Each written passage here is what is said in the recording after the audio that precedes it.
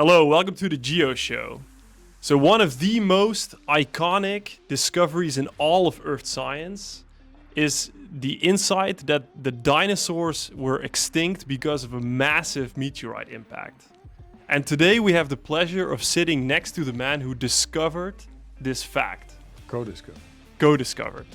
Well, Jan Smit, Professor Jan Smit, is actually the first person to publish evidence, scientific evidence, that the dinosaur extinction, the KT extinction, is related to a massive impact. Is that correct to say, or? It's correct to say, but that's a matter of publishing.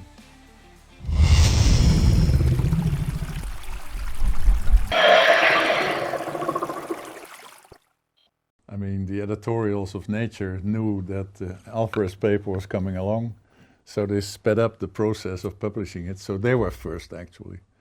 But the Okay. Alvarezes submitted first, but they were published last. Yeah. So they were submitted earlier, but published later. Yeah.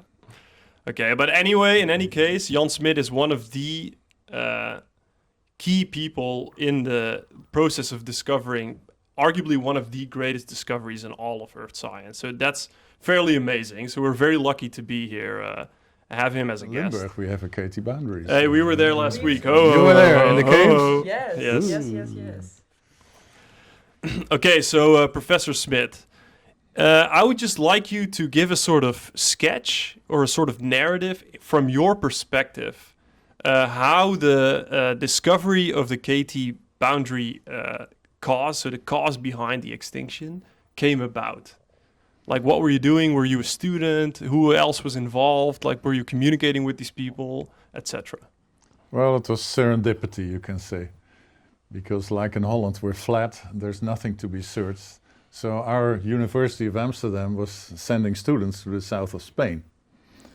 So I was studying the Paleogene periods over a stretch of land stretching from the Meseta, which is the Paleozoic core of Iberia from Spain, towards the Mediterranean, where you have the Sierra Nevada and all those mountains there. And I tried to figure out what the paleogeography was during the Paleogene. And since you know, the Paleogene starts with the Cretaceous-Tertiary boundary. So what do? How do you define the boundary? Where do you find it?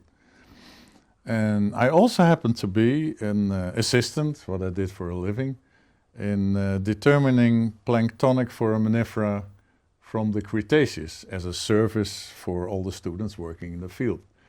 So whenever they brought a sample home, I could tell them what age it was within the Cretaceous. So I knew at that time how to identify them with a hand lens in the field. So I went into the field, and if you step down from the Meseta, which is above the sea level, you step down in shallow water sediments and hopefully in deeper sediments and then even deeper sediments. And that's the area where you meet the planktonic foraminifera. And as it happens, they are the dinosaurs of the sea.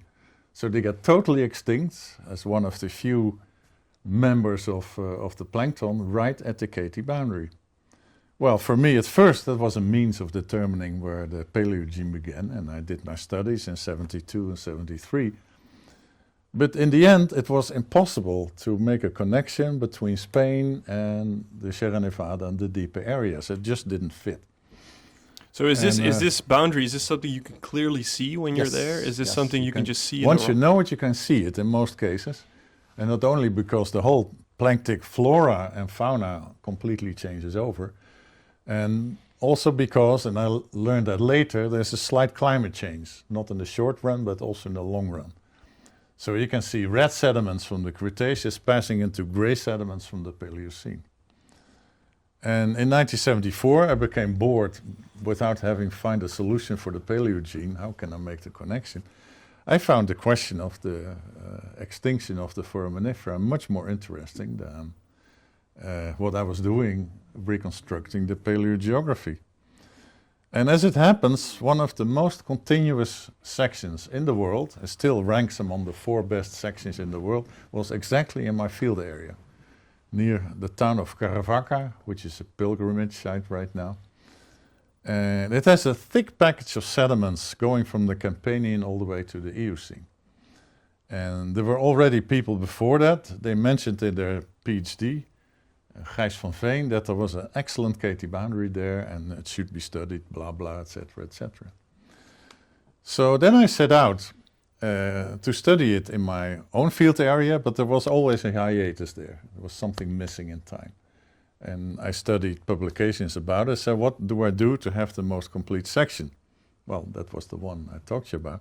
So I went over there, it was just outside my field area, and tried to find out, can I locate the boundary there as easily as I could in the rest of my field? And that turned out to be much harder. There is no change in facies and color and character of the sediments across the boundary. The only way to find it is by looking at the handlands and looking sample by sample where the old fauna was and where the new one started. And in 1974 I found a thin 10 centimeter thick clay layer separating the two. And I knew from my Geology 101 courses that a similar clay layer is in Denmark, which they call the Fiskelayer, in the cliffs south of Copenhagen. So that piqued my interest. I said, okay, I was still studying my foraminifera for surfaces, but now I took it seriously. Said, okay, I'm going to determine how the foraminifera went gradually extinct. I was not chasing meteorites whatsoever. So I looked them, I counted them. And you have big species, small species, all in all about 35 species. One lives at the surface, the other ones go to deeper areas, reproduce there, and their offspring goes back to the surface. And there are intermediate ones, and they are very elaborate. So regarding modern foraminifera, they live at the surface in very different habitats. So it's not a homogeneous group which behaves as a bulk. No, if you change the temperature of the seawater, or if you make it the photic zone a little bit narrower, if you change the oxygen content, whatever, there are different tolerances for these species. So I expected one after the other to go extinct. And I just wanted to see which one went first. So I counted them. And the sedimentation rate was about 5 centimeters per 1,000 years, so I took samples every 5 centimeters. And absolutely nothing changed just before that 10 centimeter thick clay layer. So that piqued my curiosity, and I said, okay, if the foraminifera don't do nothing, what else do I have? So I started to turn into geochemistry. So basically what you discovered at this time is that the extinction or the change in foraminifera was very abrupt. Very abrupt, without any announcement before. Well, because what was the idea at the time that caused the change of the Cretaceous to the Paleogene? There were about 50 theories, ranging from there was no standing room for the dinosaurs in Noah's Ark to diseases, poisoning, you name it. Volcanism came up as a cause. Oh, yeah. And there was around the time they discovered that the Deccan Traps in India were about the same time. I mean, that also came up during that time. Yeah, so the Deccan Traps are a massive igneous province, so an area where there was enormous amounts of volcanism, which some people still think may be related to the extinction. Is that correct? Or? The jury is still out, so to say. It may have reinforced the extinctions, or it may have prevented the return of species. But as far as I'm concerned, looking at the foraminifera before, there's nothing changing in the environment, what I can discover. And we now exactly know where the Deccan Traps came in, because one of the soluble components in the Deccan Traps are osmium isotopes. And they're totally different when they come from land, and they're totally from the ones that come from the deep mantle or a meteorite. So if you mix a deep mantle with sources from the continent, you see changes in the osmium isotope composition. Yeah. And as soon as the Deccan Traps start extruding, and you measure the osmium isotope composition in the oceans, you see it going down from continental values towards mantle values. But that's a full 200 to 300,000 years before they went extinct. Okay, but is this realization that there was this extremely abrupt extinction, essentially, is that at this time something that a lot of people already know, or is this a sort of new realization? No, it was a German named Schindewolf already suggested it in the 50s. But he was talking about comets and had no evidence whatsoever. And at the same time, Dale Russell, a Canadian paleontologist, was saying that the dinosaurs were wiped out suddenly by a supernova explosion. He had no evidence for that, but he Sounds argued, pretty cool. Sounds pretty cool, yeah. So I like that idea. I mean, at first when I saw that, I said, okay, a supernova. I met with someone who's still convinced that the PETM is caused by a supernova, but that's a different story. I thought once that the Permian-Triassic boundary is due to a supernova explosion. So the chances are there. So he argued every 50 million years or so, a supernova explosion happens quite close to the Earth, regarding the massive stars that are around, and you think in your head you have massive zapping of the Earth, and you get bombarded by gamma rays and what you have. But even if 50 centimeter layer of water will protect you completely from any damaging radiation. So it became more and more difficult to envision a supernova explosion. And so that's how I started. But then while I was counting my foraminifera, I published that in 1977, that they were going extinct. And I said within 10 years, I mean, that was the minimum I could imagine. So what's 10 years in a geological lifespan? It's almost nothing. So I thought about two things, a meteorite impact and a supernova, with my favorite, the supernova. And but then I read a paper when I was on an excursion to the Harz Mountains, and there was a guy named Dagiel, and he said, meteorite impacts from tiny shooting stars to earth-shaking catastrophes. Well, the last word I liked, of course. And he showed the frequency. We need more papers with titles like that, like something like that. Yeah, but that time was the only one I read. I mean, it was on the reading table in the library. I said, okay, I like that. And he published the frequency table from, so one every 1 kilometer, once every million years, and one big one, 10 kilometer size. And he was arguing that maybe some life was destroyed by a meteorite impact. And during this time, and this is the mid-70s, right, or late 70s? Was 1976, I think. So this is after the work of Shoemaker. So people are aware of large impact structures. Yeah, Shoemaker was coming up. So this was a sort of, and the database they got is largely from the moon. I mean, they had their moon travels. The samples were analyzed.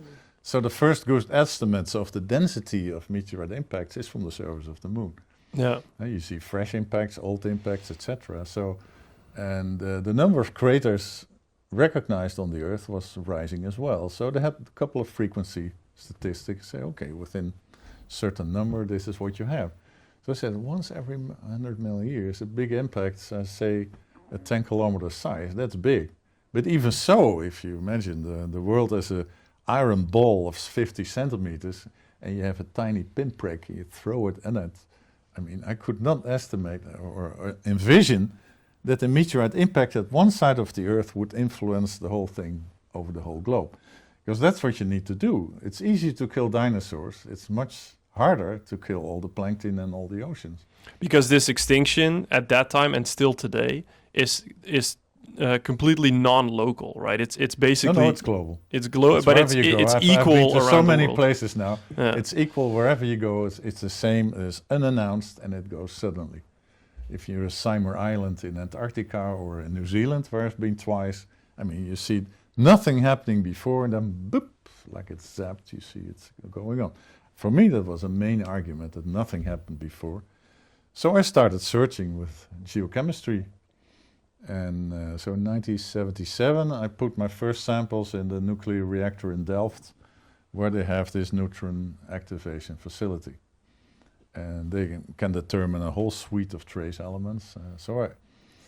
When I got the results back, I had chromium, I had nickel, I had cobalt, all elements really associated with extraterrestrial stuff, but I didn't have the iridium. And that's when Alvarez stepped in 1978. So you didn't measure the iridium, or you didn't find the iridium? I did measure it. Okay.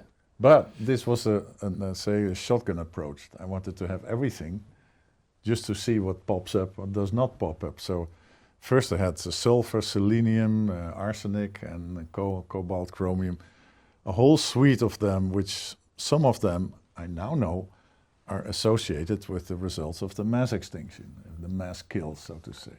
They accumulated a lot of dead bodies and accumulate sulfur, etc. But the cobalt and chromium and nickel still stand out. But they're produced in many places on the world. It's not so that it's unique. Iridium, on the other hand, is quite unique for extraterrestrial bodies, and that's what the Alvarezes first found. So could you explain a little bit of why iridium is so special and why this iridium spike is so commonly associated with impacts?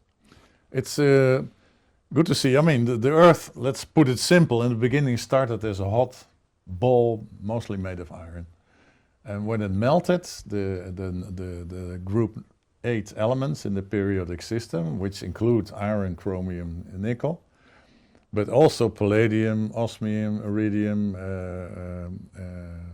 you have the whole rhenium, rhodium. Everything that's very, very dense the and group very of 8, very inert. noble. Yeah. It's very hard. I mean, they're all noble metals, like gold is the same. And they tend to be what we call siderophile. In the absence of oxygen, they form an alloy together with iron and nickel. So when the Earth cooled and slowly, or catastrophically, people don't know yet, the core of the Earth formed, 99.99% of all the iridium and gold and whatever was concentrated in the core. And you can reach it. Even the deepest seated volcanics don't reach the core. So it cannot be brought up to the surface. Which means the average content of a meteorite is about 500 parts per billion. And the average content on the surface of the Earth is 0.01 parts per billion. So the differences are orders of magnitude. Yeah, so basically iridium anywhere on the Earth's surface is always associated with If it's on deep sea, extraterrestrial. if it's on deep sea sediments, for instance, in the middle of the Pacific Ocean, where you have sedimentation rates of a millimeter per 1,000 years, you get high iridium values, and that's solely because of the annual rain of meteorites. Like mini micrometeorites. Or Mini micrometeorites, but also dust from comets and whatever. So they get an elevated value because of the very low sedimentation rates in the absence of anything else. So if you have a spike, which is even way beyond that, you have to add iridium to it. And how do you do it? Not from the core of the Earth, you have to bring it from outer space. There's no way around it. And besides that, that's also the reason why a supernova was discounted. Because after the whole hullabaloo about iridium was over, I went to Van den Heuvel, a famous astronomer in Amsterdam. I told him about my discoveries and said, "Oh, supernova, we gonna." So we sat together on a table, and he asked me, "How much iridium do we have?" I said, "Well, about 26 parts per billion, which is already way above it." He started calculating, said, "Then you have about 5 orders of magnitude more than I ever can account for any type of supernova." wow. And that was the moment it whoops, went out. So this iridium spike is really something special, something unique. It's very special. It's unique, especially because it's so much. And, So, and at the same time, just to give a little bit of background, there was the father-son team of Walter and Luis Alvarez. And Luis Alvarez, I believe, is the father, right? he's the father, yeah. And he, at the time, was an extremely prominent scientist involved in the Manhattan Project. He was a Nobel laureate, I believe, Yeah, he was the one who threw the nuclear bomb in He was in the- Hiroshima. No, he was in the plane watching. So it, not only did he discover a mass Yeah. extinction, he also caused a minor mass extinction. genocide, you can call. No, I mean, he was part of the team, of course, but he was one of the. And he discovered several, how you call elemental particles like muons or whatever.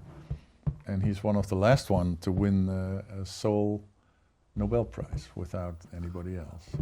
Yes, but essentially after his ordeals with the Manhattan Project, etc., he decides, this is a big mystery. I want to go get involved in this. Yeah, or- he told me he liked big mysteries, so he was not concerned. I'm not interested in small. He was only about big science. I mean, he was that kind of guy, Yeah. American style. So Yeah, I go for the big things. big, cool. And this looked because his son found it in Italy. Ah, okay. So Walter is really Walter the one went that in found it. 1976, the same year. I also went to Italy, but we missed each other by a week.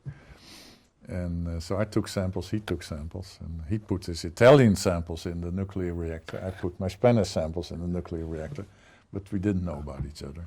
And at what point For a did you long meet Walter and Luis Alvarez? I'm going to give you a surprising answer, 1973. Oui. This is before. That was before. Yeah. Before you were even involved in any of this. We didn't know about that. Ah, It was okay. only a few years ago that Walter looked into his slide collection, and found me as a young student sitting on a rock while he was taking a picture on an excursion of the French Geological Society in Spain. And we don't remember anything about us meeting there, so that was funny. So that's beyond the point. So that's serendipity again. That's serendipity again, but we met for the first time over a big meteorite in Copenhagen. There was a conference in September in 1979, which was totally devoted to the KT boundary, or KPG. I still like KT.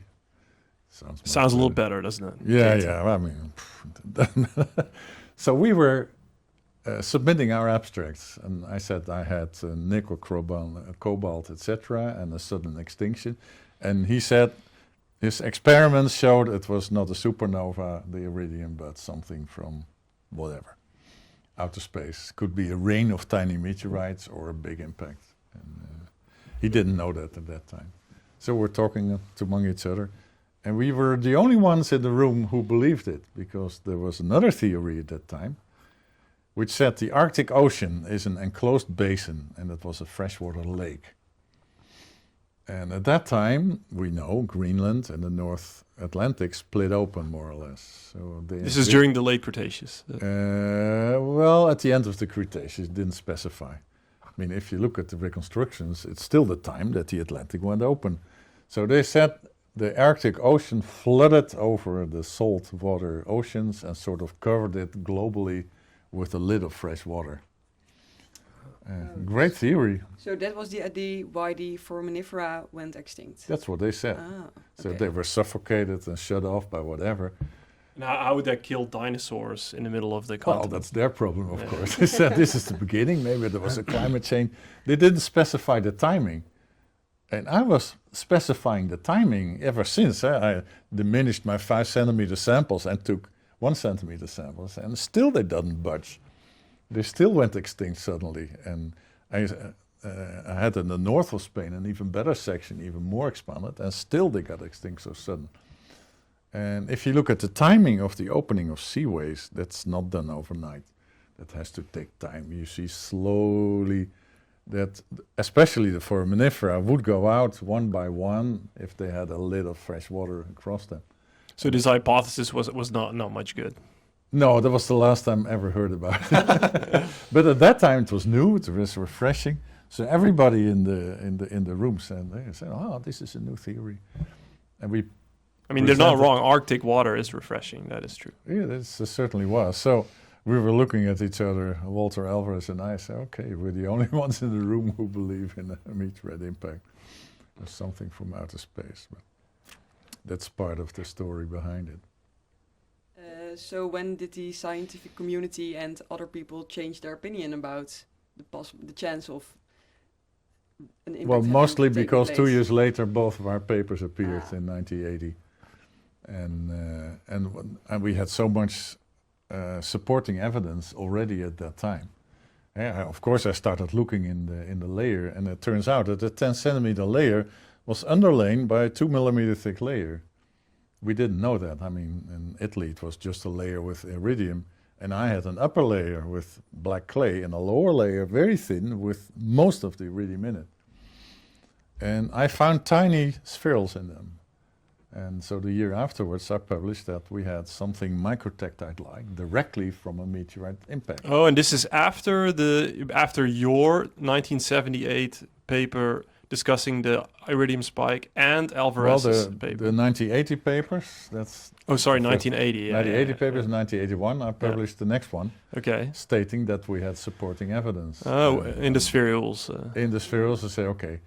And I mistakenly took, they were made of cyanidine, high potassium feldspar. Is it just a little bit of background? So these microspherules are very, very tiny tektites, is that correct? Well, in hindsight, we know it's something else. I mean, if you have a big impact like that, at first you get, I mean, it raises the temperature of the meteorite to 80,000 degrees Kelvin. That's plenty. Yeah. That's 10 times the surface of the sun, the temperature combined into. So it's going to be an enormous explosion. So the dinosaurs were well done. Yeah. The explosion was 100 million megaton of nuclear explosion compared to it.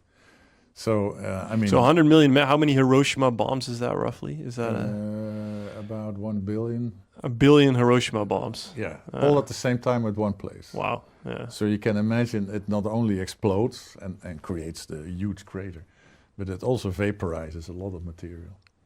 And that material is basically the meteorite with about 3 times the surrounding rocks which were hit. And of course there is a melt zone around it, and there is a shock zone around it, and the crater forms. But the vapor cloud is one that expands very rapidly. I mean, it pushes away the atmosphere like it doesn't exist. So. But that reaches velocities in excess of the escape velocity. Okay. So part of the cloud is goodbye, and you have to find it back on the moon. It's out in outer space. Outer space. So every molecule in that vapor cloud will spread itself easily around the whole globe, outside the atmosphere, and it will land on top of it. But as it is hot, it expands, it cools like a rain cloud which goes up the mountain. So within the cloud, things start to condense, very small, and not a little bit, I mean a lot of it. And as far as we know, they form these spherules of about 0.5 millimeter in size. Yeah. It doesn't matter where you are, in the Pacific, in New Zealand, or here. You find them everywhere. Eh? You find them everywhere, and they're all the same size. So it sort of homogenizes. You can imagine that even they go many times around the world before they land on the surface. And they're comprised of, let's say, molecular pieces of meteorite and molecular pieces of rock. 10%, 20% is meteorite, and Okay. the other 80% is from the surrounding rock. So they're also enhanced in In iridium, iridium, of yeah. course. They have to have something. But not only that, first they form a condensate, which is liquid, and it's still hot, so then they form crystals inside the spherules. So these condensates are always full of crystals. And we've identified 5 so far with different spinels, magnetite with a lot of solid solution components like nickel, chromium, iridium in them. And they're very indestructible, so these spinel crystals are found over the entire globe. And we found clinopyroxene, and clinopyroxene is always altered into something else. So it was a whole detective story to find the altered spherules I met in Spain to what they originally were. So not only did you get the first paper, because your paper was 1 month or 3 weeks before the 3 Alvarez weeks paper. before the Alvarez paper, a year later, I had the second supporting evidence. Exactly, Okay. yeah. But I thought they were tektites at that time. I couldn't imagine. So And I the spherules are not tektites? No, they Okay. call them microcrystites. Crystites because they're crystalline now. And they're condensates, so they found it better to distinguish them both. And a tektite is a piece of glass, or is It's a piece of glass, which means it's melted outside the zone of the vaporized. You have a sort of shell of melted material, which is also under very high pressure, so it's shot out from the crater to a distance of about 9,000 kilometers. And the furthest away are found in Spain, as far as I know. And what size are these? Are these visible with the naked eye? Mostly they're small if they're far, about the same size as the other ones, a little bit bigger, and they increase in size towards the crater. Okay, oh yeah. But the microcrystites don't increase in size at all, wherever you go. Does the iridium spike get more pronounced towards Mexico? It's the same in New Zealand, wherever you go. So that was difficult too. We said, well, if we contour the concentration of iridium, we would end up in the bullseye somewhere. Yeah, It that didn't makes happen. sense. Yeah. And that took the second discovery in 1981. That was the shocked quartz. Okay. And that's, again, a whole different story, because the discoveries went very fast at the beginning of the 80s. And first they located the iridium layer in North America, but not in a layer of 2 millimeters, but in a layer of 2 centimeters. So it was the first indication things get bigger towards North America.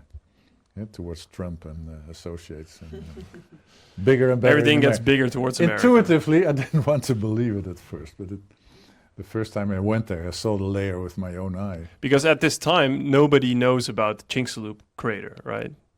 Well, not the people who were supposed to know it, scientists and the people in the university. The oil company already knew it. Yeah, this is Pemex, right? Petroleum Mexico. They knew it in 75 already. Even before they could have known it, because they took the gravity measurements, and the gravity measurements gives you concentric rings across the meteorite impact crater. That's how the signature went. And according to a book I read, they said they showed their magnetic and gravity anomalies to some oil specialists in North America. And they said, wow, what An you oil got? field. This is, you got an oil field, potential oil field. And they said it must be a meteorite crater due to the concentric rings. Oh, so they already recognized it as a meteorite. The Americans did. At least that's according to the story. I haven't had any supporting story of that. I believe it. But that they were not supposed to find it. I mean, Pemex is a well-organized, hierarchical, and they were supposed to find a volcanic source because that's what is known. Because it was already drilled at that time, they had samples of it, and they were labeled as an andesite. So, as an andesite. What's that? Andesite is a volcano typically for the Ring of Fire. So subduction-related, highly explosive volcanoes produce from the Andes, all the volcanoes in the Andes. Whatever they produce, it's called an andesite. And the composition of the melt inside the crater was like an andesite. Ah. I mean, who would think about a meteorite impact crater at first? So the presence of this crater was known by some people, but when was it linked to the extinction? They rolled up their gravity anomalies and didn't dare to tell the bosses because they were supposed to. Oh, yeah. But then in the early 1980s, serendipitously at the same time, there was a consultant, Glenn Penfield, who was doing, because they're still trying to find oil in that structure, and he did other geophysical work, namely the deviations of the Earth magnetic field. And he knew about the gravity contours and overlaid that with his magnetic anomalies, and they perfectly matched. You saw huge magnetic anomalies exactly in the center of the crater, which they don't know. So then they realized, okay, we have a crater there. And they started publishing it in one of the petroleum conferences attended by 10,000 people in San Diego, while we were having a conference about the Katy boundary at the same time in Snowbird, Utah. But nobody knew about it. So the first time they learned it was in the same time in the Houston Chronicle, a newspaper from Houston, where they say, is this the long-sought Katy boundary impact crater? And still it didn't reach the impact community. So who wrote that article then? What was his name? I asked him if he had a copy of that, but I never got an answer. And this is a man who's from the scientific community or from the... No, he's from, I mean, Houston was at that time the center oil of and the gas, oil exploration. Texas is oil. Yeah. So he attended the conference in San Diego and not ours in Snowbird.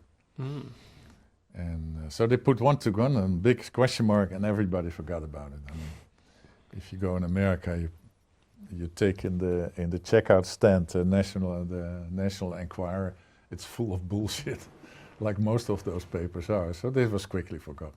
No, okay. So then, at which point in time was the scientific community Other grad student, Alan Hildebrand, who was from Canada, and he visited me in my office in Los Angeles when I had a postdoc in UCLA. I said, I want to do something with the Katy boundary. And so I said to him, I should have done it myself, I don't know, that physically you don't see any disturbance. There's this tiny clay layer in Spain. There's no turbidite or whatever associated with it, submarine avalanches, where you can see the energy in the environment is going up, except one place, which was also published in 1981, in the south of Texas, where there was apparently associated with the iridium anomaly a thick sandstone layer. And in the top of the sandstone layer, there was the iridium anomaly, but not concentrated in a thin layer, but spread out over a certain zone. So I said to him, look, here in the Gulf of Mexico, there is a high energy deposit. And he followed up on that. So he found one place after the other. The second one he found is a thick layer in Haiti, entirely composed of tektites. The whole layer is tektites. The whole layer is tektites, most of it. And he published that in a conference. And, so, but sorry, the other layer you were talking about earlier, how is that interpreted? How was that interpreted at the time? Generally speaking, an ejecta layer. Everything which is ejected out of the crater is by definition an ejecta layer. And does this looks like sand, or does it looks like abraxia, or like what does this look like? No, this looked like a collection of tiny spherules and globules and dumbbells and in general what they call splash forms. Yeah. If you rotate a melted body quickly, it starts to pull apart and it forms droplets and dumbbells and sort of spheroids, but not spherical objects. Wow. So we're talking entire layers of just splashed, molten, and then rapidly cooled material. If you look at Haiti, regarding to Yucatan, Haiti is way to the right. This is perfectly scientifically accurate, by the way. Yeah, of course. No, it's okay, but you forgot to draw Haiti in it. Yeah, it's right above the dinosaur eyeball, I guess. No, it's right. Put you up here. It's right here, Haiti. Oh, it's all the way over there. It's this is the Caribbean. Okay. And Haiti is right here. But if you take plate tectonic reconstructions, at that time it was right there. Oh, yeah. And the Tektites were preserved because this was a deep water deposit full of radiolarians, which makes it silica rich. And if silica glass meets in calcareous environment, it starts to alter within a couple of millions of years or whatever. And so normally the glass is not preserved, but this happened to be a preserved site. Also known as a volcanic deposit, so we had to first strip that away. And Ellen Hildebrand published it in an abstract in, what was it, 1979 or something. So we were getting closer. The thickness of the layer increases towards North America. He found an even bigger layer. And he thought a crater should be in the Caribbean somewhere. He pointed at circular features and another one or whatever. And then another guy came along who visited. And there's absolutely no communication with these oil and gas companies, right? Not at that time. They were secretive. They were secretive, yeah. No. They want to keep their data to themselves to make money. Until they realized there was no oil in there. And then they gave up their samples. But that was in the 90s. It's way later. Yeah. Right then. So that happened next. And so another guy, and the volcanologist from Iceland, Sigurdsson, he somehow met an Haitian guy who still works and lives in Florida. And he discovered the site in Haiti and thought it at first was volcanic, but he gave a sample to Sigurdsson. And he found, as the first one, he found the glass itself, unaltered, whatever. And that turned out to be the golden spike, because those glass are, and the tektites are from the area that is hit by the meteorite, but it does not contain the meteorite itself. That sits in the fireball, like they said, and the exploser thing is thrown out, but the shell of melted material is only from the place hit by it. So it does not contain iridium. And that's the main distinction between a tektite and a spherulean crystite and the spherulean. So are there any macro pieces of this impactor that have ever been recovered, or is it completely vaporized? Now I'm coming into difficult territory. Because recently somebody claimed he found a piece of meteorite within the tektite. And just what I told you, a tektite is not supposed to contain anything from a meteorite. So how do you contain that? But Frank Kite, which is my colleague in UCLA in Los Angeles, he found a piece of meteorite in the middle of the Pacific Ocean, within supposedly the layer with iridium, and a very tiny piece. And he analyzed it and said, okay, this is going to be carbonaceous chondrite, a meteorite which is very close to cometary composition. There's a lot of volatiles. It's not like an average asteroid floating around in the asteroid belt, but it's much more primitive. Yeah, it's an undifferentiated piece of random meteorite. Stuff. That sounds the reason. These are probably the most frequent impactors, and ever since whatever we did, the ratio of all the platinum elements among each other is also indicative of what kind of meteorite you have. And later on it turned out all to be carbonaceous chondrite. But he found a piece of meteorite, which is rare because it's supposed to be completely vaporized and thrown back into space. Yeah. But that changes if the impact angle is not purely vertical, but goes to... Yeah. And this is something they don't know, right? No, not really, because if if anything is the vertical, okay, you produce a circular crater. If you look at the moon, 99% of the craters are circular. While you know they cannot impact vertically, they have to impact in any angle you can imagine. So only if the angle is less than 10 degrees will they not produce a circular crater. Okay. But if you go sideways, the lower part will hit the Earth, but the top part will sort of ricochet off the surface of the Earth. So parts of the top of the meteorite, 10 kilometers, may have the opportunity to be shaved off and land somewhere downstream. Yeah. So the piece that's shaved off may enter orbit or may enter it's the all atmosphere. theoretical. It's done by calculations, etc. But it is possible. So and there's a theory that this Chicxulub meteorite really impacted the Earth on a very low angle. If you look at the literature, one group believes it came from the southeast, and another one says it comes from the southwest. And that's based on the distribution of the ejecta, the thick ejecta just around the crater. And another one who made models about it said, if you look at the distribution, I think there is no reasonable database where you can claim that it has any... Not really hard evidence. But the chances are, 50% or more goes in 45 degrees, and a little bit lower and a little bit higher. So there's no reason to believe but it can be. It's probably very sideways. So just to finish our narrative, before we get too far into impact mechanics. So where were we? We were at the point where Alan Hildebrand was about to link the KT. About it. So somebody else jumped on it, found the glass, and he analyzed it. And this was, do you remember the name? Sigurdsson. Sigurdsson, yeah. And I knew about it because when I took up a sabbatical in Berkeley in 1990, it was another coincidence. There are many coincidences. I sat in the airplane from Heathrow to Los Angeles, or to San Francisco to pick up my Berkeley, and I met the geological editor of the magazine Nature. Pure coincidence. That's a nice person to sit next to in a sit plane. next to us. We had lots of talks. She gave me a manuscript. Can you review this? Because I did not recognize her. She recognized me from earlier. So we started chatting. I said, interesting. By a guy named Sigurdsson, and he claims he found glassy objects in Haiti. So I'll review it for you. So while you were flying over the Caribbean, you were discussing... Well, over the Atlantic, as they were discussing it, so glad to review it. Oh, God, that's it. Did you ever peek out the window, see if it was there, or...? And no, I went over the Bahamas, I think. Bahama. But really such a coincidence.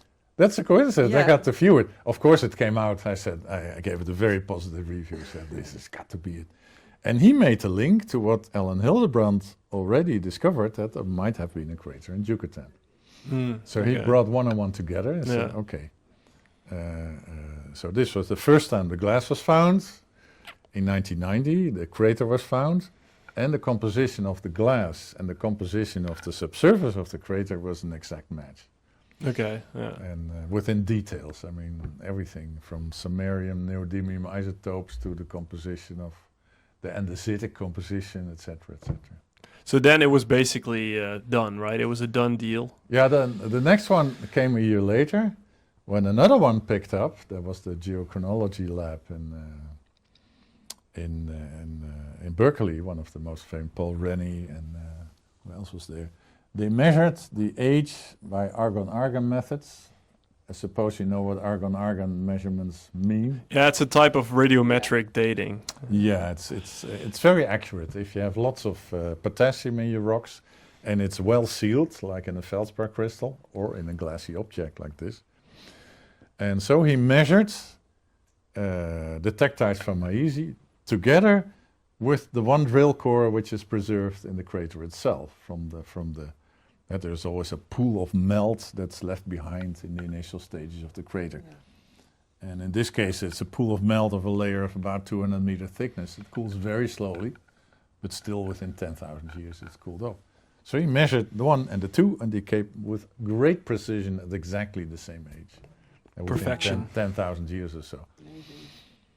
And the next one to it, now to tie it to my foraminifera, that's when I went in the second scientific drilling expedition. So what 7 year years are we ago. now, roughly? What is the... This is all in the beginning 1990s. The Okay, so discovery it of the took about crater and 10 the glass, years. it took about 10 years to realize. To put the 2 and 2 together. And, two and two yeah. together, yeah. And, Cool. well, I was doing different things. I had to get a job. I had to get this. And I just landed a long postdoc from the Academy of Sciences in Amsterdam, which gave me a fixed job, etc. So I had to teach at the same time. But when this happened, of course, it picked up. So throughout this 10-year process, has there ever been any sort of argument or discussion, or maybe some sort of adversariness between any of these people to who gets to claim the discovery? You want a few names? Yeah. We want to get into the drama here. We want to get Well, of course, when I had my postdoc in Los Angeles, there came a guy forth, also published in Science, Charles Officer and Charles Drake from Dartmouth University. And he published outright, said the iridium is not unique to meteorite impact, and we know it's a slow process, and it's got to be something else than a meteorite impact, and goes on and goes on. That took a couple of years to back and forth. We commented on it and said this doesn't fit. And so there was resistance, so to say. And the other resistance came from the vertebrate paleo community. Okay. Because they had their favorite dinosaur theory, people. Dinosaur people. Also in 1976, they published in 1977, around the time we found the iridium, that the dinosaurs died out gradually in North America, and that together with the dwindling dinosaurs, the new mammals came up, and it was a sort of co-evolution. One disappeared and the other came up. And it all happened way before the Katy boundary. Well, of course, Walter Alvarez and I were convinced that that did not fit with our findings in the sea. So I said, either I'm wrong or they're dead wrong. So I went to Montana and their search area and tried to find out what happened. And so I published a paper in 1984 stating they were all wrong. The dinosaurs went out suddenly, but it was separated from the appearance from the new mammals. But would it not be very difficult to judge how suddenly the dinosaurs go extinct? Because like foraminifera, you find numerous foraminifera in every volume of rock. That's always the case. But it's not like you find 12 T-Rexes at every stratum. Not at all. Unfortunately. There's always a sampling bias, a statistical bias against them. But over time and time, they start finding, now the search was on, people started looking actually at the last dinosaur remains. So first there was a 3-meter gap, the year later was a 2-meter gap, then it was a 1-meter gap, and now it's footprints in soft mud. That stopped suddenly. That's, well, might have if they continue, but they were covered by the remains of a tsunami. Oh wow, no way. Where's that? And in North Dakota. And the tsunami, the sandstone of it is full of meteorite impact remains. That's going to be the next Tektites. GeoShow adventure trip. And it's on private land, and the guy who owns it is a creationist, so I don't know if you can get there. We're and very persuasive. If you look in the literature, there's a big controversy about the whole place. That's really cool. That's a different state. And has there ever been anyone who, instead of arguing against the theory, has just claimed to be the discoverer? Has there ever been any sort of fighting about who gets to be the discoverer of the theory, or that not really? No, I mean, basically, Walter Alvarez found the iridium first. I was second. I found the spherules first. That is, sort of a go-between. So we're good friends. We own a house, summer house in the same village in Italy. Oh, really? We go frequently. I just went a week ago. I was with him. Wow, okay. We found the boundary in California, I told you. And a sort of a last discovery to do that sort of thing. No, that was not the point. It was the point arguing that the dinosaurs are going extinct gradually and some other points. So then a guy came up and said, okay, if you're saying, we were saying yes and no, basically. Yeah. And you believe him and the other believes him. What's going on? So he set out to have a blind test in several aspects. So let's sample the sites in Italy where Officer claimed he had many layers of iridium And we said there is only one. So let's go there, sample the layers, give it out to laboratories, and try to have a double-blind sample test, etc., etc. So he mixed the samples, I mixed them up, but the Haiti boundary clay is easily recognizable because it's full of spherules. You can readily tell. And they analyzed all the layers. There was nothing of iridium in any other layer except the one at the Haiti boundary. So it is absolutely unique. There's no It's doubt absolutely about it. unique, at least in what they brought forth as another argument. And there was a little bit of iridium in other clay layers, but that's mostly because the sedimentation rate in those areas in Italy is very low, so it receives, in general, a high load of meteorite dust. And but then came Keller along, which is a different story. You know about Keller? No. We did read a paper from 2004, I think is the most recent I could find, that someone argued against the impact theory, saying that the argon-argon dates precede the extinction. The impact preceded the extinction by 300,000 years. Yeah, that's Keller. That's him? Her. Oh, okay. Gertha Callahan. Keller Here we from go. Princeton University. Here we And, go. I mean, we have argued back and forth for decades now. And She doesn't join in on the summer house in Italy? Or? No, not at all. She's still in Princeton as far as I know. So, but she just countered everything we found. And we found the remains of the Chicxulub impact all around Mexico with the associated tsunami deposits. She denies it's a tsunami deposit. Claims it's just a shallow water area. And the basin became shallow and went deep again. Okay, so she's still not convinced. No, not at all. She believes Okay. in the Deccan traps. Okay. And Deccan traps no matter what. So she published a whole suite of papers, which to my mind are completely wrong. But she claims otherwise, that we are biased and we are doing it completely wrong. Interesting. So those debates are raging on and on. And Still to this day. So we went to a second blind sample expedition, because she claims, and that was counter to my experience, that the foraminifera went extinct one by one. And I said, But when was this? The first time she published it in 1987 Okay. or 1989, I'm not sure, about a sequence in Tunisia. You can find it easily. And so she claimed, okay, they were going out before the impact, so the impact was not the cause of the extinction. And I came back to her and said, "Oh, Gertha, that's not what my sampling and my countings, etc., are showing." So I gave her a sample, which shows just below the iridium layer 2 specimens of a species she claimed to be extinct about 25 centimeters before the boundary. So I know what she was doing was not right. But Yeah. it's who you believe. And she kept Yeah. on publishing, not one paper, but about 5 papers a year, stating Yeah, it's basically of the course same. very specific. Very specific. Field. Very specific field of foraminifera. So, okay, we in the future we will settle who's right and who's wrong. And but then she came to look with her associates to all the tsunami deposits around the Gulf of Mexico. And together with Walter Alvarez, we were the first to trace them all around the Gulf of Mexico. And they have a definite sequence. I mean, the basal layer is full of tektites. You see up to 11 waves going back and forth. And then on the top of it, you see a little bit of iridium. And when the grain sizes decrease, a little bit more iridium.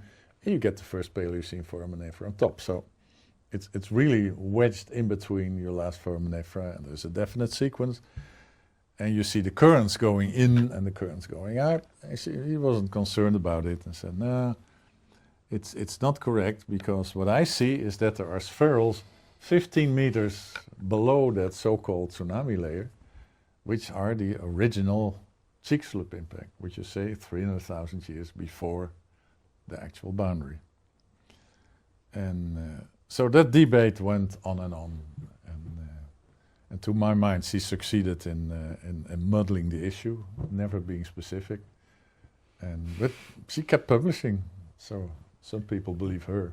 So back or in the 80s already, there was debate about obviously whether the impact was the cause, And then the mechanism at the time was described as the dust basically blotting out the sun. Yeah, and inhibiting photosynthesis and thereby causing a disruption across the entire food chain. yeah, it's Has still, the- it's has that- still, it's still okay. the most viable explanation. Okay. I mean, it's the only thing where you can collapse the food chain over the entire globe if by shutting out the sunlight. I mean, the second after the foraminifera went extinct almost 100%, but the base of the food chain, the nanofossils, were also diminished by at least 80%, and in the clay layer there were almost none there. So if you hit the base of the food chain, and nanofossils reproduce every half a week or so, so if you can hold the dust cloud, preventing the light to reaching the surface for a long enough time, you kill the base of the food chain. Yeah. And that's still basically what holds up. Because I've read some theories that the location of the impact was important because it contained a lot of gypsum. Yeah. Is that a... That's the main factor. If it would have landed in the ocean, and then 2 seconds later, probably nothing would have happened. You have a lot of vapor, a lot of water vapor in the air, and on top of the air, and it would not completely block the sunlight. And that's definitely what we need to do. And a recent paper just appeared from a Belgian team around Steven Goderis, who just modeled the whole thing and said the dust alone is probably enough to have the kill mechanism there. But added to it, you have the aerosols of the gypsum subsurface. Okay. And a subsurface like Chicxulub is about 2% of the Earth's surface. It's very rare. So not only it is a rare meteorite, it also landed on a very rare subsurface. A 3 kilometer thick layer of limestones alternating with evaporites, gypsum deposits. So we've discussed the KT boundary for well over an hour now. We're getting recaffeinated. And the idea is that we're now going to do what we call Mahit special, Mahit rapid fire. So we all have some short questions that we want Jan to answer. And the first As quick one, as possible? as quick as possible. You have 1 second, go. No. Now you have as long as you like, but it's the idea is watch that out, I can go on forever. yeah, You the idea is notice that we do a little bit shorter. So Yeah. Elena, do you have a good question? What was your favorite place that you did field work? Favorite place that I did fieldwork, Mimbral, Mexico. The first time we ran into a fully sized tsunami deposit with the whole works in it. Was also a coincidence. I mean, it was written as a coarse layer, and after the discovery of the Chicxulub impact, we ran to Mexico, rented a car, and tried to find it. So I was looking again with my hand lens, said, this is Cretaceous, Cretaceous, Cretaceous, and then bang, it went open. And we saw a thick sandstone layer with high energy deposits in there. So I looked again in the first sample above it and said, okay, they're gone. We're in the Paleocene, so this must be it. And we celebrated it in the Cucina Economica in Ciudad Victoria, which is now the capital of drug trade in Mexico. But that was one of my favorites. That sounds great. I have more of that. Yeah. The second one in Europe is Zumaya in northern Spain. Yeah, You should go. beautiful. You went there with excursions, right? Yes. I Yes. think, yeah. Yes, really beautiful place. Do you have a question, Daan? With a great KT boundary. And you can see the spherules there with the hand lens if you take them.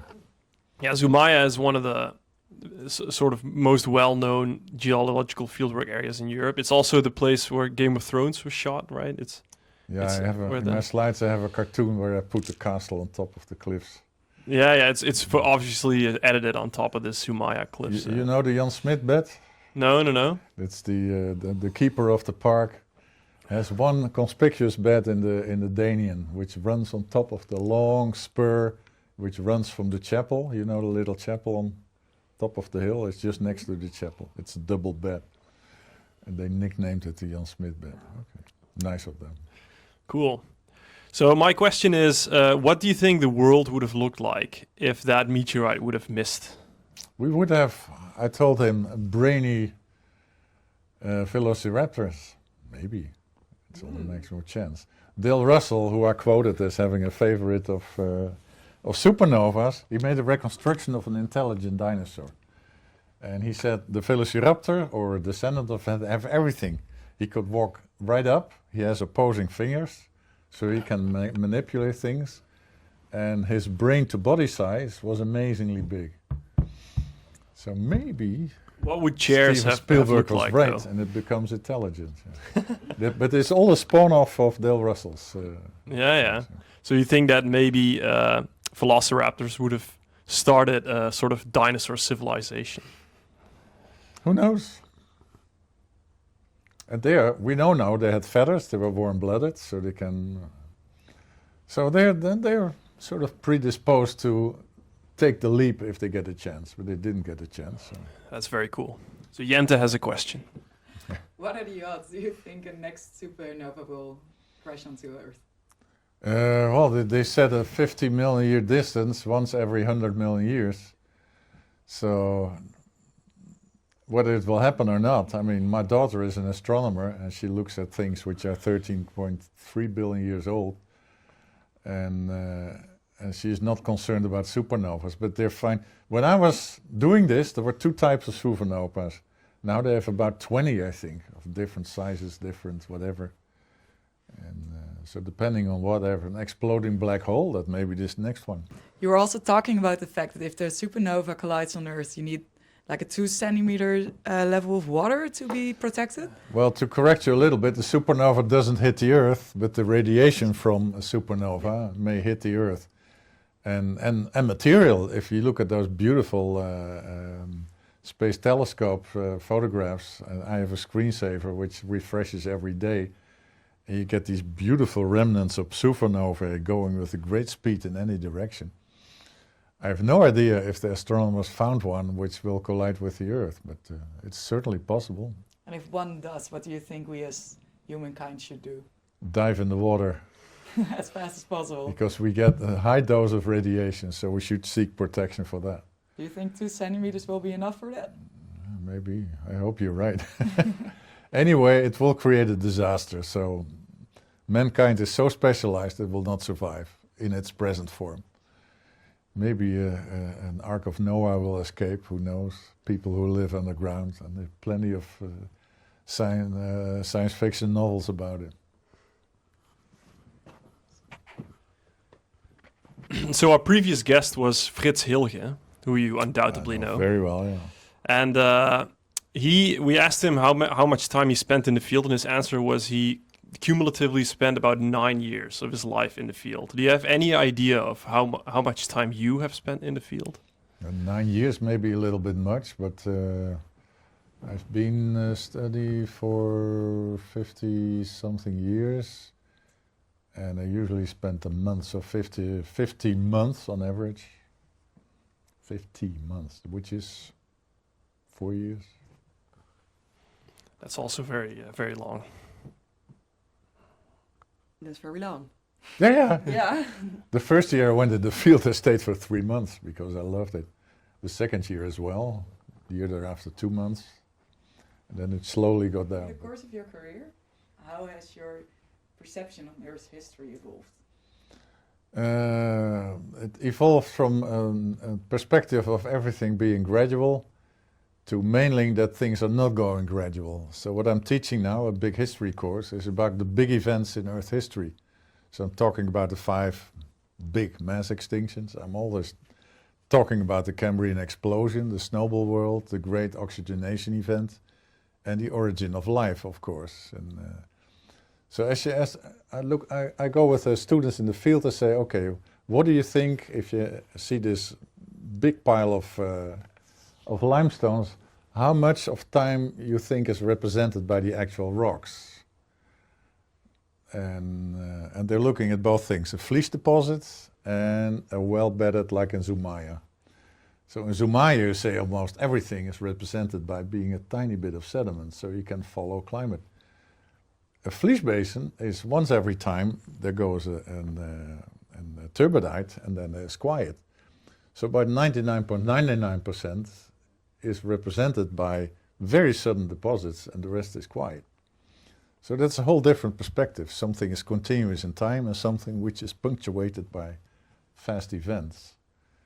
And I think the life on our planet is determined, and also evolution, by short-lived events which the old population cannot tolerate, so it gets extinct and opens up the opportunities for new species to evolve and experiment. So it's a question of what drives evolution. Drives it competition? No, I think the external factors outweigh the internal evolutionary effects if you take a gradual world into consideration. Yeah, let's do it. I have plenty of questions, but Couple of big specifically what you've been talking about. So, there was obviously when we talk about evolution, there was two camps in the beginning. There was, is it Huxley or Huxton? So there's obviously Charles Darwin, and then there's the other guy who people thought was a bit crazy, and he was from somewhere in England. But basically, his whole thing was that he was more interested in the idea that environment affects evolution, and where Darwinian evolution is more focused on competition between species. So are you also, do you have a particular side, or do you think it's all linked together? Well, I think it's linked together. I mean, I usually teach, we have two modes of evolution. One is the gradual evolution, the phyletic evolution, and the other one is punctuated equilibrium, where Steve Gould and Niles Eldredge came up with, which is my favorite theory, because if you look at the actual development over time of species, it's too little to explain the total changes. So something has to go in leaps and bounds, and the KT boundary, of course, is one giant leap. But there might be minor ones, which are also, in my mind, more determined by external factors than to which evolution responds, than that evolution by itself is a force to be dealt with. I mean, if a species is stable, it has no reason to change. And if it makes, say, a mutation or something, it will be eliminated by the general population and the competition. So that's why normally a tropical system is quite stable. You get new adventures, but it's accelerated when something externally happens with the climate and the planet, like colliding continents or seaways going up, meteorites going in, volcanic eruptions, etc. So that's a mixture of two. And evolution is not about a driving force, it's about chances, coincidences. As I was going to ask you earlier as well, I think if there's a way that you could, do you think there's a way for people to comprehend that chance in any way, shape or form? Is it something that you have to intuitively kind of pick up? I don't know. Like how do you reach, if you had to reach that conclusion? Yeah. If the possibilities are so great, if you look at evolution and the empty space that's opening up with, even the tiniest niches will be occupied. I'm always fascinated by wasps and ants and where they go and have whole organizations. How did they evolve as large, complex nests which behave as one living being? So instead of molecules, you have ants to be the different building blocks. If evolution sees a space, life will jump into it. But before you know what the space is, you don't know what's going to fill it. It is the old adagium, if you say a niche is a niche, it's only a niche if there's something living in it. If there's nothing living in it, the niche doesn't exist. It's made by the species filling it. And if there are different ways of filling it, you create a new niche. But it's only there if it's filled. If it's not filled, it's not there. Yeah. So maybe on Mars there is a niche which is filled by primitive bacteria. Yeah. I don't know. As soon as they find the bacteria, the niche is there. But it's not like it's an ideal world and now life is going to fill it. No, I don't think so. Interesting. But I'm fully convinced that there are zillion planets out there with life. That makes You're sense. familiar with the concept of how do you say it, the daisy world and the Goldilocks principle? Yeah, so that the sun, is in the Goldilocks zone and the sun is in the right place and all of that stuff, or? Yeah, something like that. Yeah. I mean, that means that carbohydrates may exist in some form, and as soon as they do, they fill Lego blocks, and you can make an infinite sort of combinations leading to DNA and whatsoever. Yeah, I mean, as I discussed with you off air, if we start getting into the origins of life, that's a whole different conversation, and there's so many theories about that, whether, You know, is it like a panspermia thing? Is it like the old Uri Geller experiment? So many things in early Earth that could have happened.